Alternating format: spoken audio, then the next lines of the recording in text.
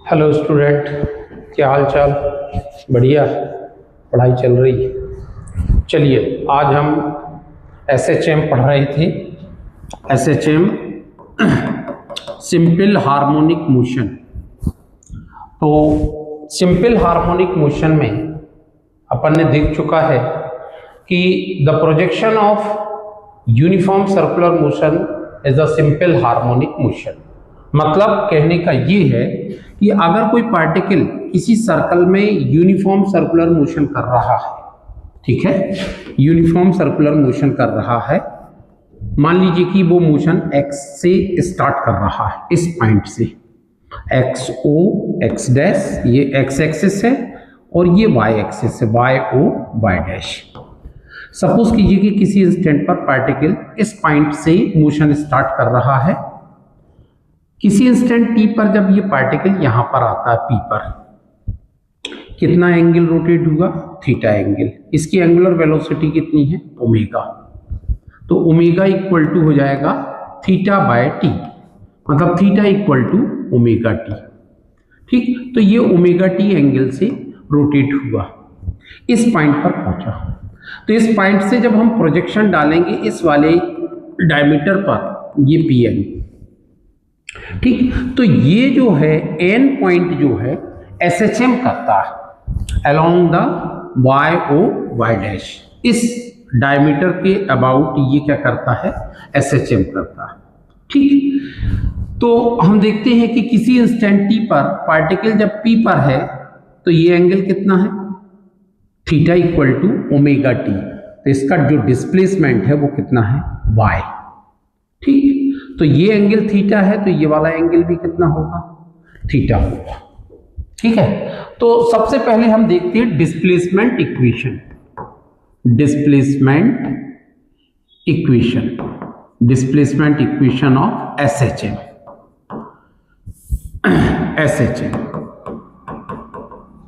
Simple harmonic motion का displacement equation क्या होता है? तो ध्यान देंगे, लेट a particle performing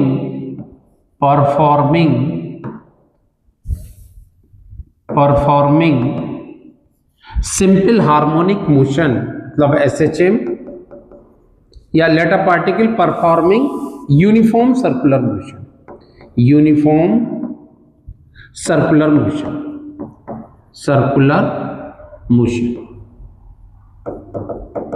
ठीक है, with centre O and radius A। इस सर्कल की जो रेडियस है वो A है और सेंटर कितना है? O।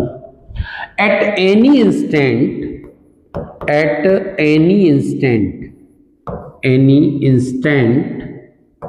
the particle is at P, ठीक है, at any instant of time, ठीक है, at t सेकेंड की बात कर ले रहे हैं। पार्टिकल कहां पर है? इस पॉइंट P पर है, ठीक है, इस पॉइंट P पर है। then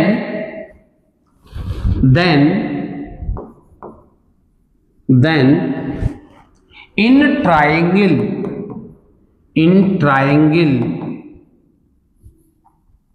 OPN, ठीक है, इस ट्रायंगल में एंगल कितना है?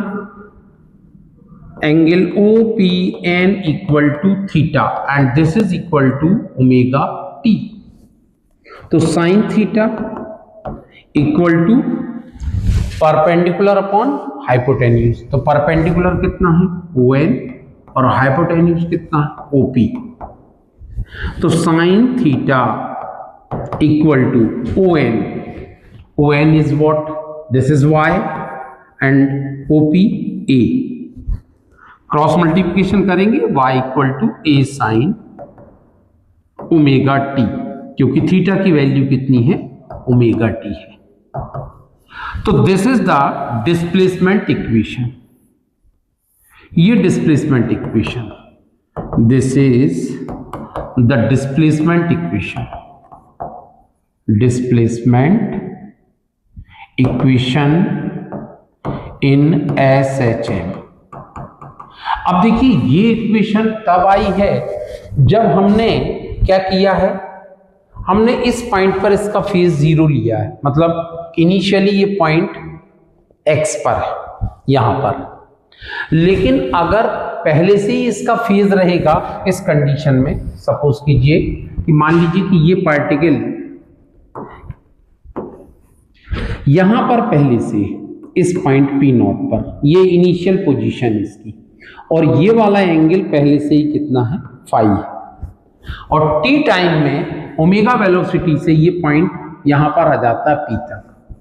तो अब ये वाली जो वैल्यू ये कितनी हो गई, ओमेगा टी, तो ये पूरा एंगल कितना हो गया, ओमेगा टी प्लस फाई। इसके पैरेलल हमने ये लाइन ड्रॉ किया तो ये वाला एंगल भी कितना हो गया, ओमेगा टी प्लस फाई। और इस सिचुएशन में अगर हम ये डिस्प्लेसमेंट निकालेंगे तो इसका इक्वेशन जो आएगा वो y इक्वल टू आएगा a sine omega t plus phi. ध्यान रखेंगे, तो हम ऐसा भी कर सकते हैं, लेकिन ये तब कर सकते हैं जब पार्टिकल यहां पर। अब हम बात करते हैं इसकी वेलोसिटी की, ठीक, किसकी वेलोसिटी, n की, ये प्रोजेक्शन की, p की नहीं, n की, क्योंकि n SHM कर रहा है, ठीक है। तो वेलोसिटी इक्वेशन, ठीक है, velocity equation, velocity equation in SHM, ठीक। तो हम डायरेक्ट लिख देंगे we know that the displacement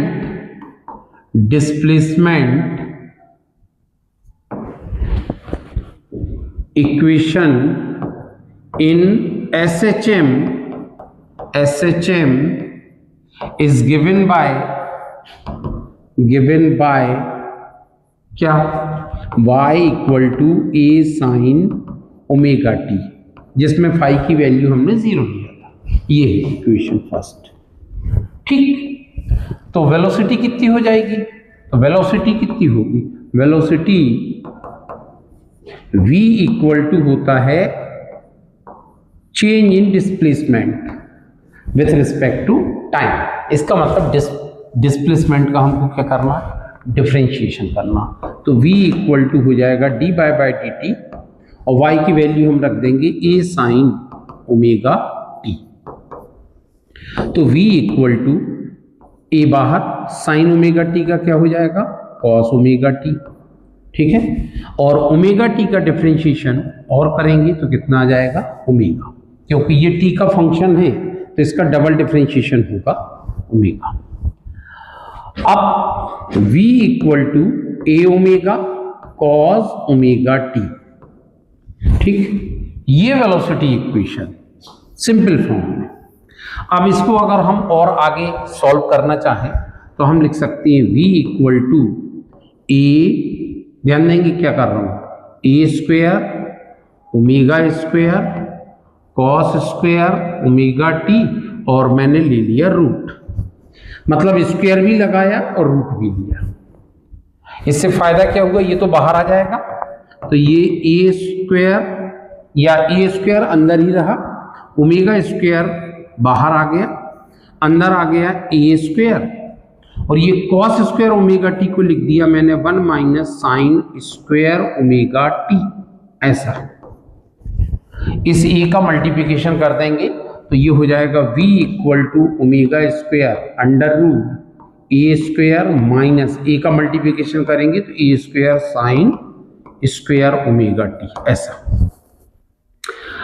v equal to omega square under root a square minus ये पूरी quantity a sine omega t, ठीक है। इसका क्या हो गया, स्क्वायर हो गया।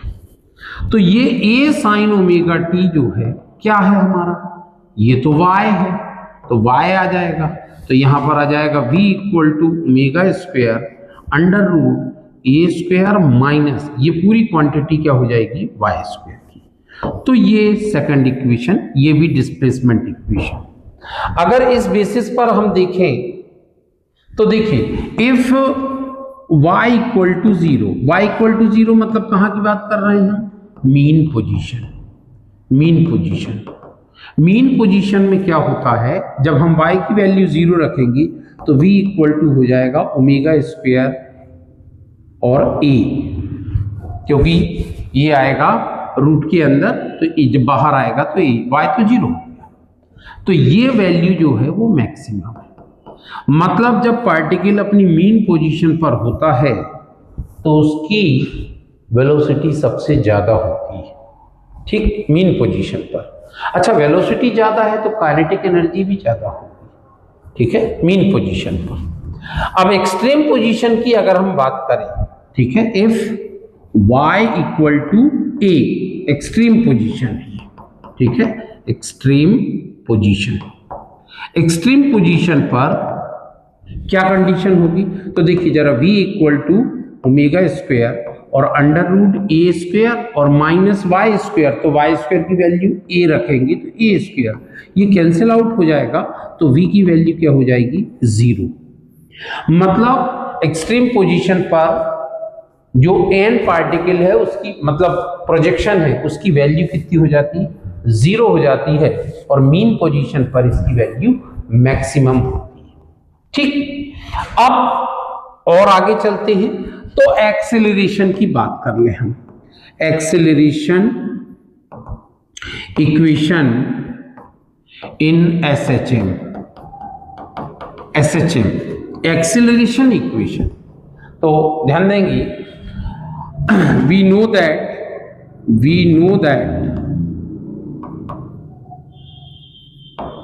the displacement equation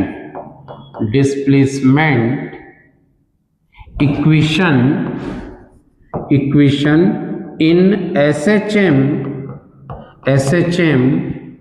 is given by what, y equal to a sine omega T,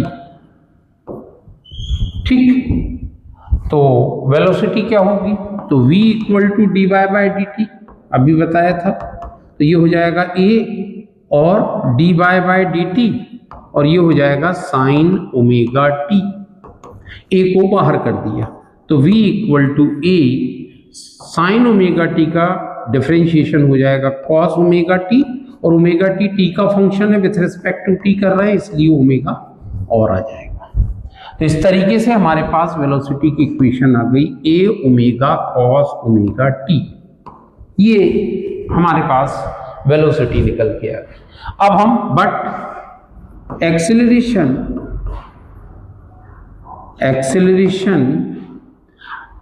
alpha equal to, alpha क्यों ले रहा है, क्योंकि हमने एक्सेलरेशन को वैसे ए से रिप्रेजेंट करते हैं, लेकिन हम एक्सेलरेशन मतलब हमने रेडियस को ए ले लिया है, इसलिए यहाँ पर भी ये एम्पलीट्यूड कहलाता है, इसमें अल्फा से, तो ये हो जाएगा d v by d t. Value put करेंगे तो अल्फा इक्वल टू ये आ जाएगा आपका डी बाई डी टी, और v की वैल्यू ये वाली कितनी है, a omega cos omega t, ऐसा। ए ओमेगा को बाहर कर देंगे, alpha equal to a omega बाहर हो जाएगा, इसका डिफरेंशिएशन होगा तो क्या आएगा, माइनस साइन ओमेगा टी, और ओमेगा टी का फिर से निकलेगा तो ओमेगा, ऐसा। अब alpha equal to a omega square, this is sine omega t, और साथ में माइनस, तो alpha equal to minus a को अगर मैं इसके साथ ले लूं तो ये हो जाएगा ए साइन ओमेगा टी, ऐसा। और a sine omega t is what, this is equal to displacement. तो वैल्यू पुट करेंगे तो alpha equal to minus omega square into y. This is the most important condition in SHM, ध्यान रखेंगे ये सबसे important condition SHM की क्या है, omega is constant, omega is constant, omega constant है, इसका मतलब क्या है, इसका मतलब acceleration is directly proportional to displacement, and the direction of acceleration is opposite to the direction of displacement. If a particle performing SHM या oscillatory motion, if a particle performing oscillatory motion in such a way that the acceleration produced in a particle is directly proportional to displacement and direction of acceleration is opposite to the direction of displacement, then we can conclude that the motion of the particle is perfectly SHM. ये definitely SHM. This is the condition of SHM. अगर किसी particle का acceleration displacement के directly proportional हो रहा है और direction of acceleration displacement के अपोजिट आ रही है, मतलब डेफिनेटली वो पार्टिकल क्या कर रहा है, SHM. This is the condition of simple harmonic motion. Simple harmonic motion. ध्यान रखेंगे जब भी अगर हमें इस तरीके की कंडीशन देखने को मिलती है, ठीक है, ये क्या लिख दिया मैंने, हार्मोनिक मोशन. ऐसा जब भी हमें अगर किसी भी पार्टिकल को SHM प्रूफ करना है या उसकी मोशन को सिंपल हार्मोनिक प्रूफ करना है, तो सबसे पहले हम यही प्रूफ करेंगे कि पार्टिकल क्या कर रहा है, उसमें जो एक्सीलरेशन है वो डायरेक्टली प्रोपोर्शनल टू डिस्प्लेसमेंट है और direction of acceleration opposite to the direction of displacement है. अगर हमने ये प्रूफ कर पाया तो हम क्लेम दे सकते हैं कि पार्टिकल क्या कर रहा है, SHM कर रहा है. ठीक, अब ध्यान देंगे यहाँ पर इसी में टाइम पीरियड निकल के आता है. Time period in SHM. तो ध्यान देंगे इन SHM, तो डायरेक्ट लिख सकते हैं we know that the acceleration produced in a particle performing SHM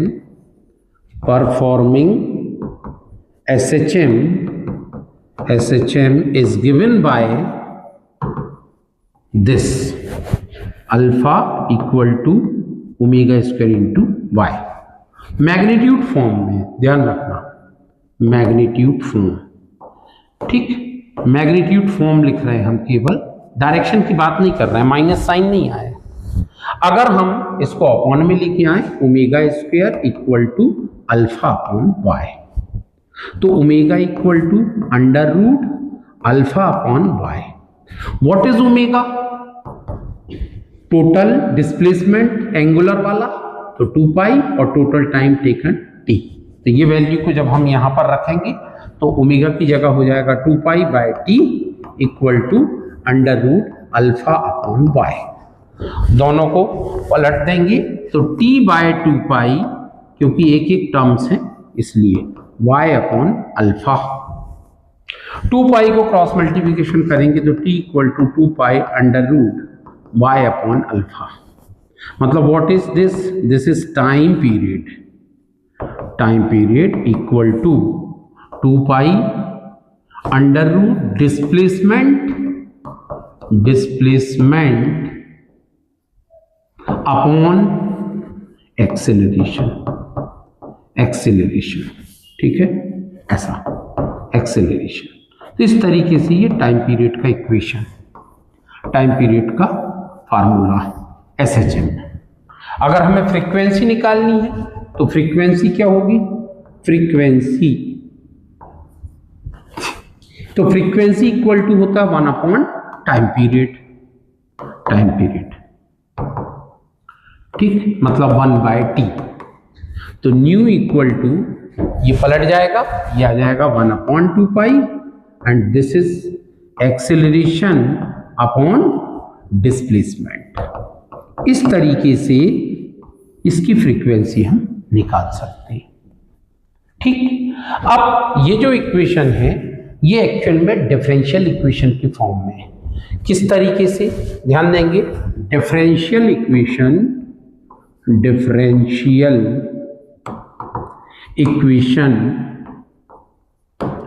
in SHM,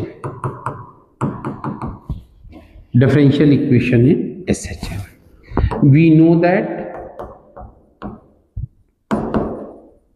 the displacement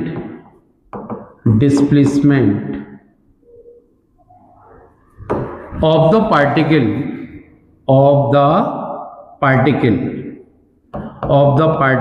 performing SHM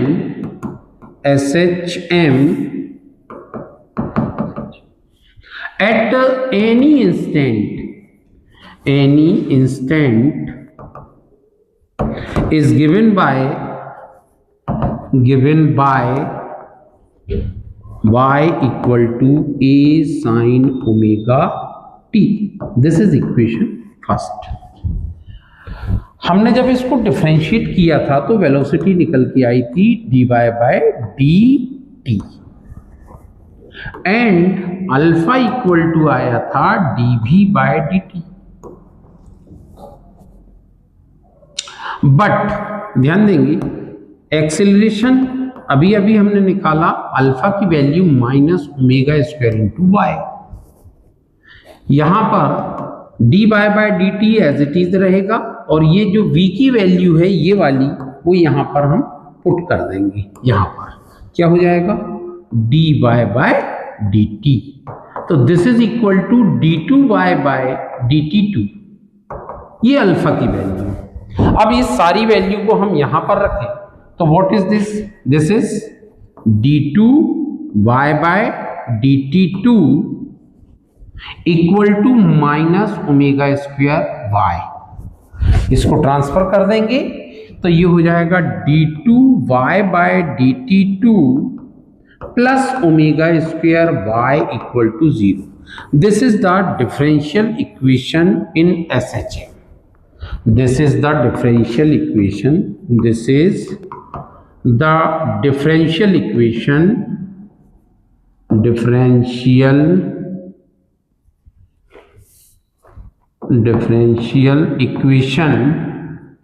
Equation in SHM ऐसा, whose general solution is given by y equal to a sin omega t, और initial phase अगर phi है तो phi not भी ले सकते हैं। ये इसका जनरल सॉल्यूशन, क्योंकि इसको हम दो बार डिफरेंशिएट करते हैं तो ये स्टेप हमारी आ जाती है जिसका ये सॉल्यूशन होगा। तो this is the differential equation. ठीक है, वेलोसिटी इक्वेशन। अब नेक्स्ट जो हम पढ़ने वाले हैं वो काफ़ी इंपॉर्टेंट है, उसको ध्यान से देखेंगे, कॉपी पेन निकाल कर उसके रिवीजन करेंगे। हम पढ़ने वाले हैं time period of a body attached with horizontal spring और वर्टिकल स्प्रिंग दोनों का। ठीक है,